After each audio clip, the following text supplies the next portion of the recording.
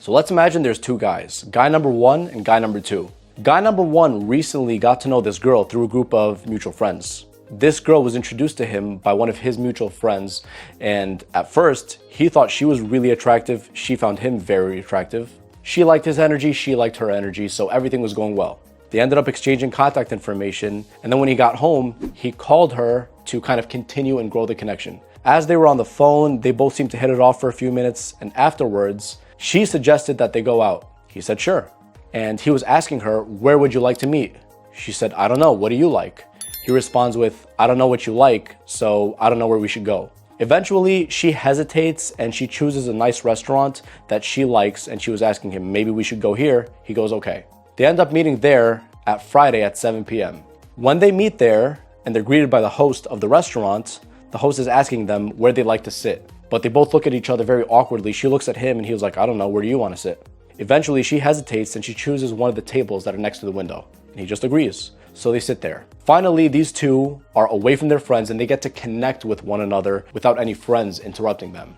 They both awkwardly smile at one another. And then the girl asks the guy, how was your week? He responds with, good, how was yours? She said, good. And they're both just awkwardly smiling at one another and they don't know what to do. So she asks him, so what do you do for work? This guy says that he's an accountant. And he starts talking about how he loves the field, how he graduated a few years ago, how right now he's working and he just got a raise at work. And then his boss said that he was the best employee and he got the award for best employee of the month just last month. And then right now, because he has a raise, he leased a BMW that he showed up to the date with. And then he points outside the window saying, see, that's the car I came with. How do you like it? She looks at it and she awkwardly says, it looks nice, yeah. And then he just goes on and on and on for around 10 minutes talking about himself, showing pictures to the girl of his accomplishments. And then he asks her what she does for work. She goes, I'm a teacher. He goes, oh, that's cool. Yeah, I never really saw myself as a teacher, but that's cool. One of my friends is a teacher, but I never really saw myself as a teacher, but that's cool. And then she asked him, what do you like to do for fun? And so he responded with, I like to go out with my friends. I like to go to the gym. I actually gained a lot of muscle this year. I've been benching and squatting and deadlifting this much. And the last year I gained 20 pounds of muscle. And then he's showing her pictures of how he looks shirtless because he worked out so much. And in his logic, because women are attracted to guys who are physically fit, she must be attracted to me because if I show her pictures, she's obviously going to be attracted. That's what girls like. And then she awkwardly looks at the pictures and then awkwardly giggles and goes, haha, that's nice. Then the conversation dies out for a bit. And then he goes on and asks her if she has any siblings. She says, yes, she has a brother and a sister. And then he goes, that's cool. I have a brother and two sisters. And he keeps talking about himself, talking about his family, talking about how his parents always believed that he would be the most successful person of the family. And so he wants to make sure he's the most successful person of the family. She giggles again and she says, haha, that's nice. And so when he asks her what she likes to do for fun, she goes on for a few minutes talking about how she likes to go to the gym, how she likes to do yoga, how she likes to travel, how she likes to hang out with her friends. And so after all those minutes, he just responds with, oh yeah, that's nice. And then the conversation dies out again. And then this guy just randomly out of the blue, because he has nothing else to say, he awkwardly looks at her and he tells her, you're very beautiful, by the way. And then she awkwardly giggles and she says, thank you. And the conversation dies out again, and they're just awkwardly sitting there, eating, doing whatever they're doing. Now, all of this continues for the next hour and a half, and the guy's talking about himself the whole time, and every time she's talking about herself, he immediately just goes, oh yeah, that's cool, and he starts talking about himself. Eventually, she tells him that she really has to go because something really important she has to go to.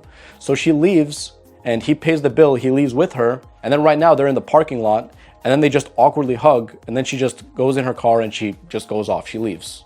And then he's left scratching his head. What the hell happened? I thought she was really interested in me. She doesn't really seem really interested in me right now. What happened? Only an hour and a half and then she left. And then after that, he texts her saying, hey, let me know when you get home safely. He gets no response. The very next morning, he wakes up early and he tries to call her. She doesn't answer. About 2 hours later, because she doesn't answer, he tried calling again. No answer. And then he sends her a text, hey, I really like you as a person. I think we should continue doing what we're doing because you're very attractive and I'm also really interested in you. Finally, she responds a few hours later saying, sorry I missed your call, but I don't think this is going to work out. Take care. And then he responds by giving her a long paragraph. I thought we were really good for one another. You met my friend, and my friend said that you liked me. What happened? I'm sorry if I upset you. I'm willing to work on this. I'm willing to grow our connection and see where this goes. And he gets no response. And at that point, he's absolutely devastated. He's hurt. He's left scratching his head like, what the hell happened? And then he goes, this is stupid. I'm not going to work on this anymore. All girls play games. Girls play way too many games. I just can't figure out how they think. And I can't seem to keep any woman past the first date. Then there's guy number 2. Guy number 2 was introduced to the girl similarly to how guy number 1 was introduced, through a mutual friend. Now, guy number 2, the girl looked at him from far away and she thought, sure, he looks attractive, he looks handsome, but he wasn't like exceptionally good looking. But nevertheless, she thought he was, attractive. He looked decent. However, once he came and talked to her, she felt something very different about him. He was very confident in his approach. He's very uninhibited. He was being very playful and fun. He was already being playful with her, and she just really liked it. He was carrying himself with a certain type of confidence and swagger and great conversation and charm that she just really felt attracted to him. After just a few minutes, he got her contact information, and eventually he had to leave. However, the girl told her friend after they left that something is different about this guy. This guy's completely different from the other guys she dealt with before. He's very calm yet confident. He has swagger, he has smoothness, he has charisma about him. He's playful with her even though they just met, and he's making her feel very comfortable.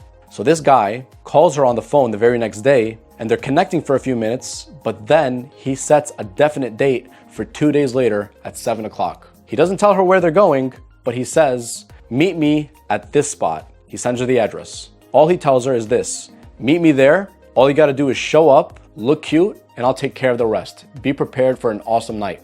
So this to her made her build up anticipation and excitement. The anticipation and excitement are building up within her over those 2 days. What's gonna happen? Where's he gonna take me? This guy seems very confident. I'm not really used to this. But nevertheless, she shows up.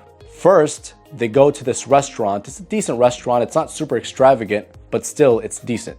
So they're there, and from the very beginning, when they were there, he's talking to her and he's looking at her with powerful and strong eye contact the whole time.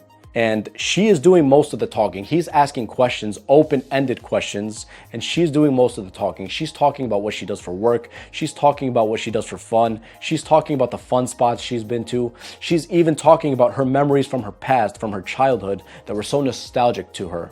And then she's not even aware that she's doing all the talking, and all he's doing is doing all the listening, and he's actively listening and remembering certain details about her. He's remembering them and he's being very engaging in the conversation. It's like he's living in the moment with her. So they're at the restaurant. After around 45 minutes, they go to the arcade and they're playing air hockey at the arcade. They spend around an hour at the arcade. They play air hockey and maybe 1 or 2 other fun but light and playful games. Afterwards, they go to a third spot for dessert.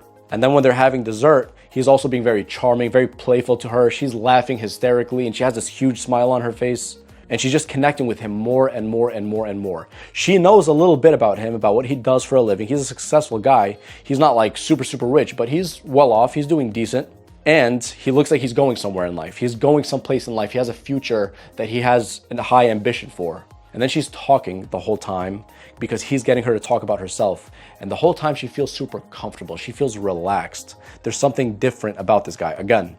And then after that, they go to another spot where they get to walk and like overlook the city or walk on a bridge or do something very fun. And they're just being present with one another. Both of them are like being playful to one another. He's playfully teasing her. She's laughing hysterically. Again, she has a huge smile on her face.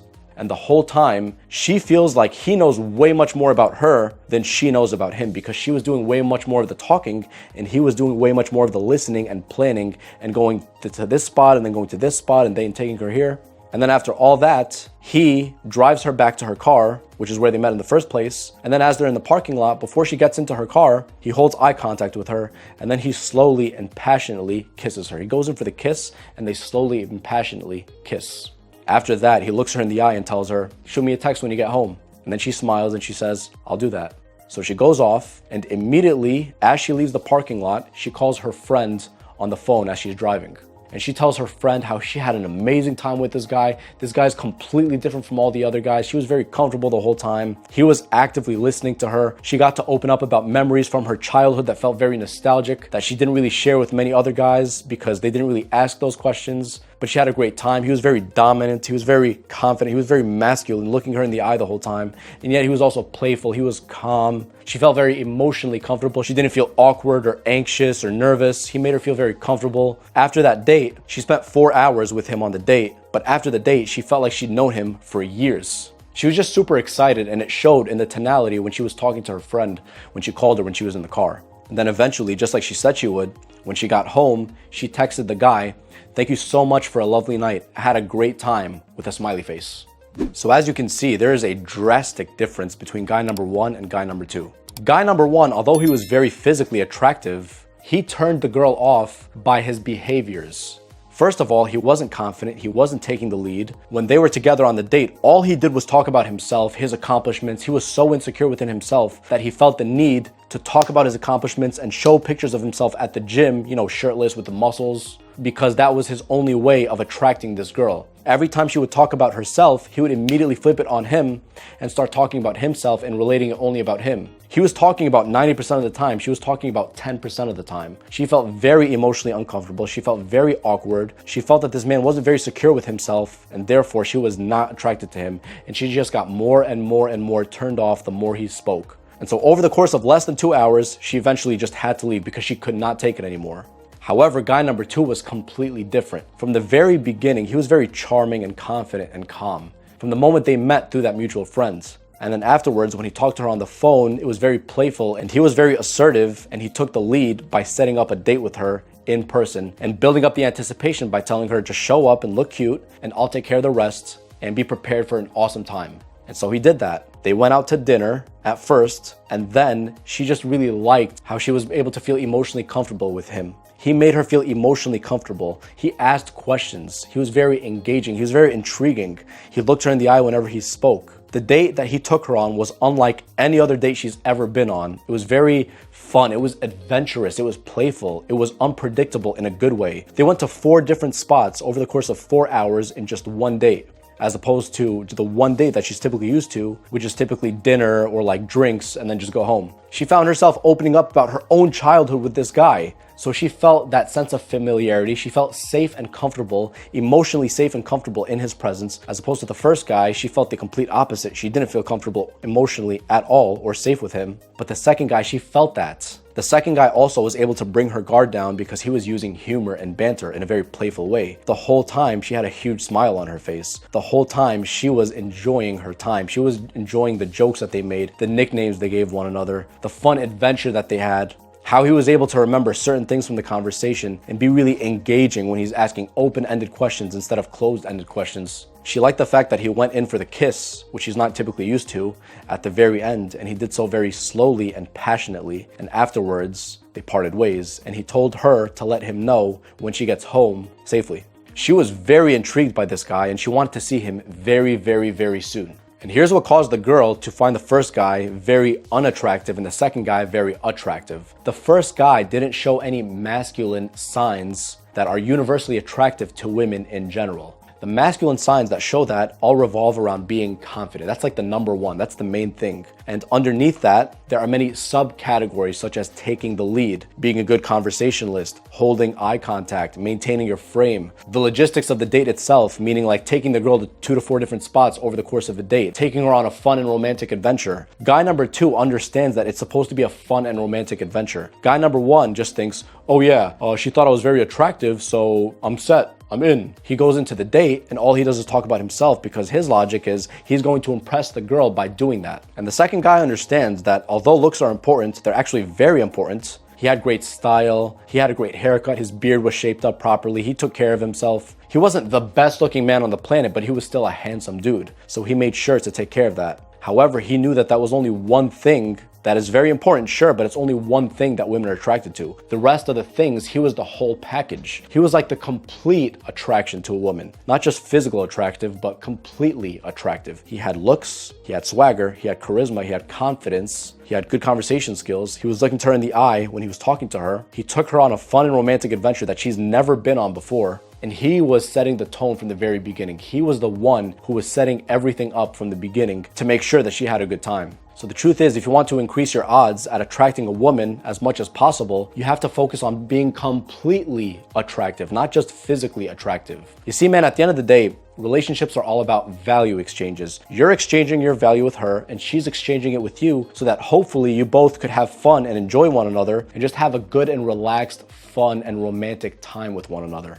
And guy number 2 understands this very well, and that's exactly why he executed on that plan. You see, man, at the end of the day, if you have these realistically high expectations from women, you have to be able to give what you're looking for. If you're looking for a woman who's completely fit, she's very feminine, she's very soft, she's very passionate, she's very affectionate, she's fun to be around, she has good conversation skills. If you're looking for all those things yourself, you have to ask yourself, do you give those things in return? If she's very feminine, are you very masculine? Are you the dominant one? Are you taking charge of the dynamics of the date? Do you have good conversation skills? Are you confident? Are you physically fit? Are you attractive? Are you working on your style as much as possible and your body as much as possible? Those are the things that are actually going to make you a complete package to the woman, as opposed to just being seen only for your looks and only being attractive to that. The man who's actually good with girls, he understands this, but the man who's not thinks it's just only about, money, only looks. And they have this very bitter attitude towards women, which is actually not going to take them anywhere. So if you want to learn more about this, click on the video right now that's on the screen and you will definitely value from it.